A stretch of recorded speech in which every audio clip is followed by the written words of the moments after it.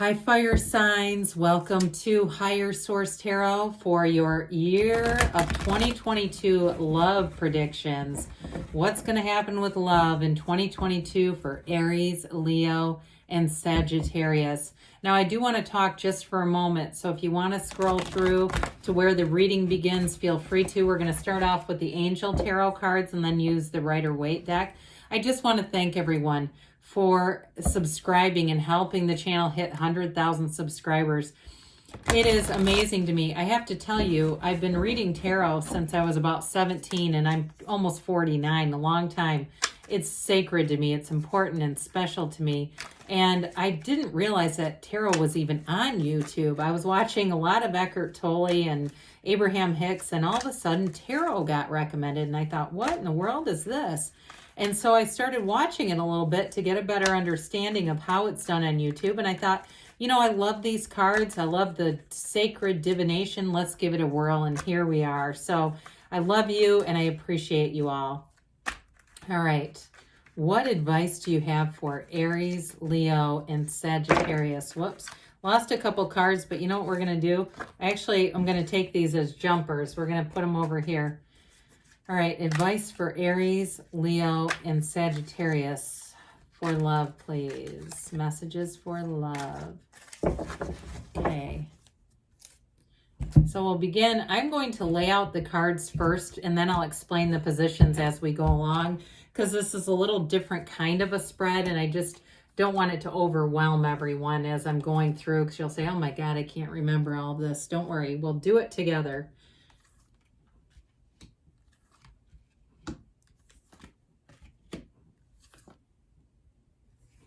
See here, I think we can put that there.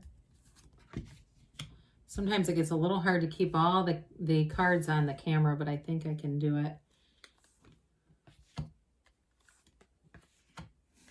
All right, so I'm just going to adjust these just a little bit. I think I can keep them all on. So, okay, so the position 1 here, you've got the 7 of fire. In position 1, this is an immediate overview of what's going on between you and the person you're attracting, okay? So with this, the 7 of fire, dear Lord, I'll just read the bottom so you know.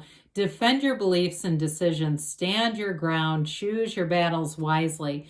Okay, so there may be some kind of an encounter with someone. It may be something unexpected or something you're in where you're in a place where you're, you know, kind of being out in the community. Maybe you're doing something even as an activist or something and you meet this person. Others of you, though, there may be something about this too, staying true to yourself in the relationship. So I feel like there's sort of this feeling of guarding against codependence with this, not completely losing ourselves in a relationship, but staying true to ourselves. So position number 2 characterizes ways that the relationship will be strong.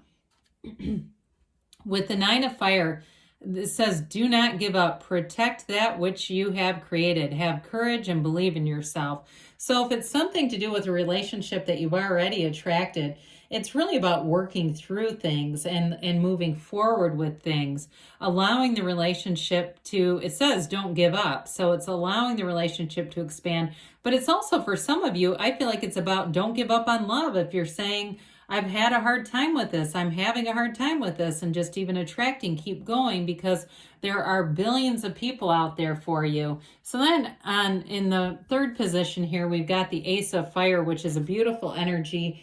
It gives us insight into how the relationship may be currently challenged. The Ace of Fire is an exciting new opportunity. It can be career advances and change your life now. And so with this Ace of Fire, for some of you, maybe the push-pull between your career and finding love. For some, it's that focus on the career expansion, especially as a fire sign. You know, you tend to be out there. You're doing a lot of things. They're trying to tell you got to focus in the direction, channel your attention into your desires. If love is a priority, it has to be one, right? So for some of you, there may be something with this that creates a bit of a challenge.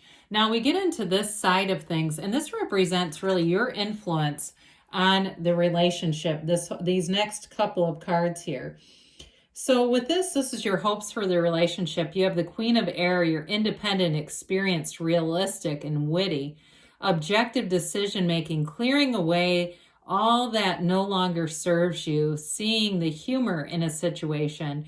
And so for you in this, it may be keeping things in some ways a bit light, like having a relationship where it's not a replica of the past. You've learned from past relationships. You're looking for something new. You're not looking to repeat old patterns, especially where codependence is an issue. And so with the Queen of Air, you'll set great boundaries with this. You won't be afraid to, again, keep that autonomy. I feel like there's something about your independence that's going to be important in this relationship. You do have here, let's see, you do have Pisces coming in. We'll talk about the two jumpers in a minute. I actually put those to the side, but they are not forgotten. You have, it looks like all the elements represented. You've got quite a bit of fire here too, though, so very strong in your own element. So the card of release is a card of transformation. It's an important card in this deck, and it's a card of really letting go of the past, of old ideas, of things that didn't serve you. And so with this, it's, you know, it enlightens you in terms of your true feelings, in terms of the relationship. And so with this particular card, it's the end of a phase or a situation. It's spiritual transformation. It's time to move on. And so like we were just talking about, there's something important about this where you're going to want to let go of those past patterns. And it's all about a great new life. It's a new relationship. It's that dawn of a new day. It's moving forward in a way that feels brand new. It feels fresh. It's exciting. And so with this one, it definitely is going to be something where it's going to feel like something you haven't experienced before. So then we have the King of Earth. And in this position, this shows you the way that you could potentially adversely affect the relationship, which I know we go, oh my God, no, I don't want to hear it. But with the King of Earth, it's interesting because it's a generous, professional, responsible, and practical energy. It's a successful time, confidently accepting opportunities you're offered. It's the Midas touch. And so with this, there may be something about that, again, with that career, because that came up right in the beginning. And having, you know, the generosity is a nice thing in a relationship, but it may indicate that your desire to expand your career can be a bit of a challenge in this. But don't get too scared off. Don't get worried that, oh, it means, you know, it's not going to happen. It just means you have to be aware of that to temper that in the relationship. And so next we have here, up here, we have the Five of Fire. And the Five of Fire represents the person that you're attracting. This indicates their hopes for the relationship here. Okay, so this indicates what they hope to see. There's a competing goals, but it's got a little bit of conflict with others. And so what I feel like with this is it's them not wanting to have to compete with your job, your career, even friendships. If you have a very, you know, big social life, and it's like one of those things where you feel like you've got a lot of balls in the air, I do feel like there's a kind of a thing about them not wanting to have to compete with that. So keep that in mind as well. I feel like that's going to be important in this relationship. But then we bring in this card of balance. And so this is the person's true feelings for you. It's a wonderful energy. The card of balance is bringing love together. It's bringing things together. It's being easy about things. I feel like this person's going to be very easygoing. They're going to be very easy in a relationship. They come from a great place. And again, they may have a very big social network as well.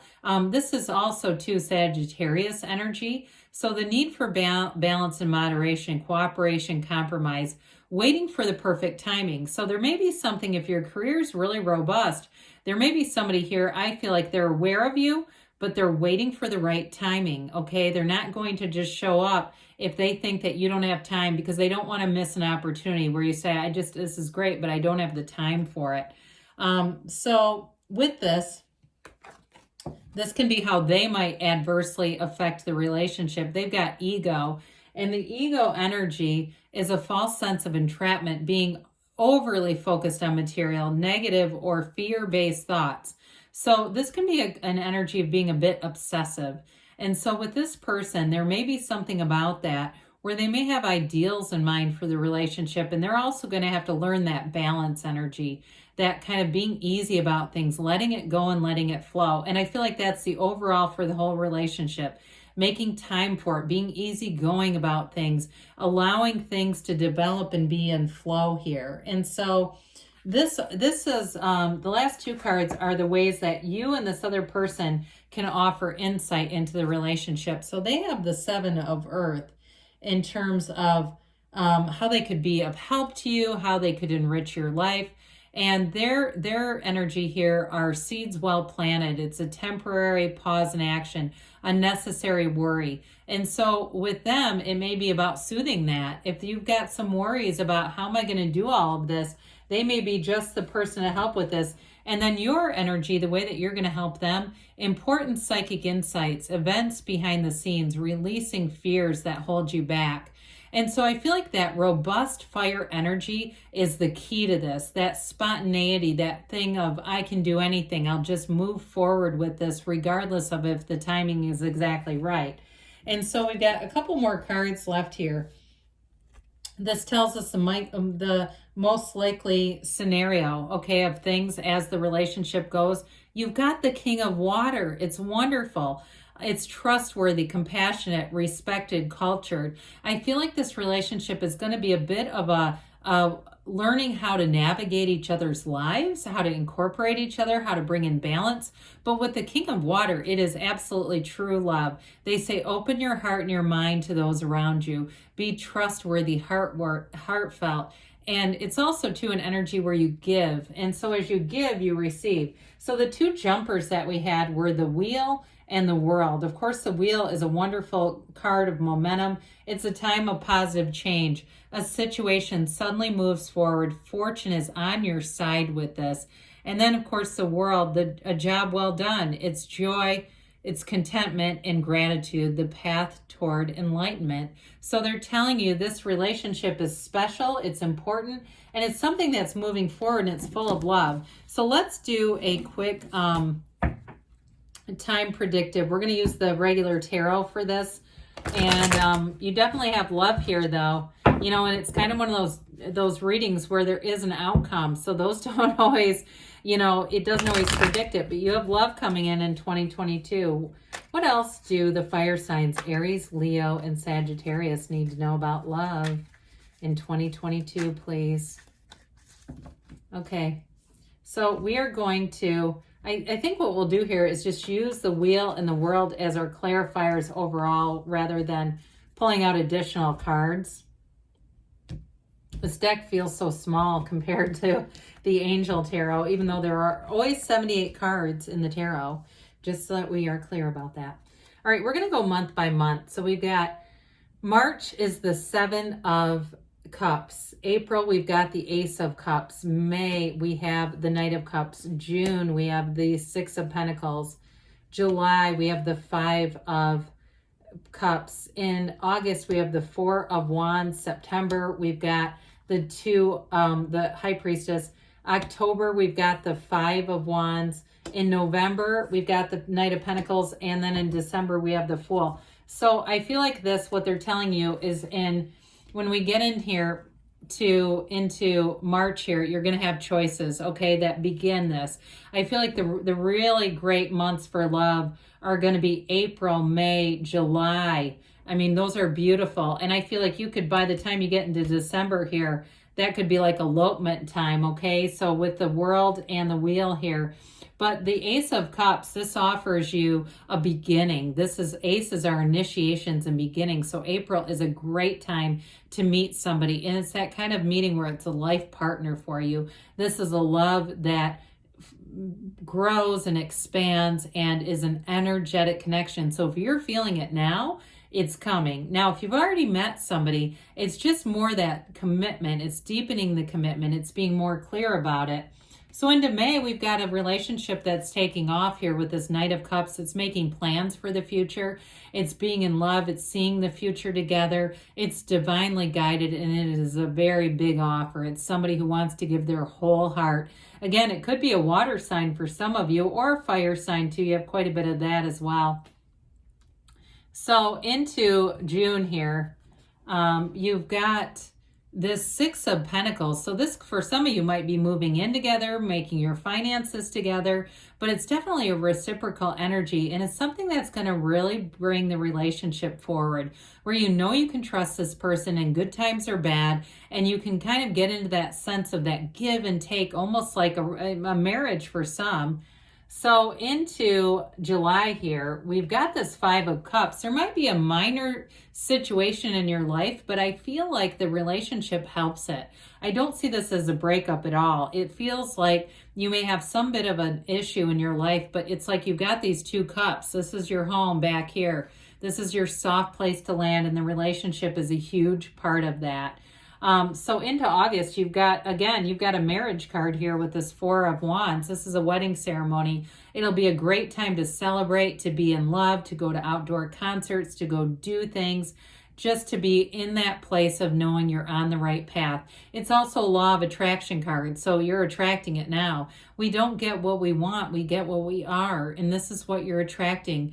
It's a Hindu wedding ceremony. It's a card of synchronicities and joy. And so into September here, you have a card of deep spirituality. You have a card of psychic energies coming in, but overall it's it's high vibrational. Her gown is the beginning of the pool of consciousness that's featured in the cards. It's the seat of the soul. It's the card that says you're in a high vibrational place. It's also your subconscious. So you're going to have this energy where you know what to do next. There's no hidden secrets. There's nothing hidden. Everything is available to you with this. Into October, you've got feels like a little bit of a busyness here going on. Fives are about adaptation and change. So if you are moving forward in a relationship, this may be where it picks up. Details come into play. You may have some things that you have to negotiate and compromise with. Maybe it's a vacation. Maybe it's moving in together. And what do we keep? Whose whisk do we keep? We can't keep, 2 sets of Pyrex bowls. That's too much stuff, but you're going to work it out with this. And so with the energy of the Knight of Pentacles into November, it's long-term stability. It's long-term financial, but it's long-term commitment. And in love, this is great. It's something that endures, that you take the good times with the bad and you keep moving forward. And then, of course, with the Fool, your soul is always victorious here. It's an energy of fun, trust, enthusiasm, adventure. It's a brand new life, really. It's that energy of moving forward with things, taking a leap of faith. Here's your elopement card. Those of you that went, oh God, the Four of Wands, I don't really want a wedding. Here's where, though, you are life partners. You move forward in a place of complete freedom. There's releasing resistance here, so you can be in a true partnership with another person. So you definitely have great aspects for love here, especially with the outcome as the King of Water. Great things are coming for you, fire signs. I love and appreciate you, and I'll be back again soon.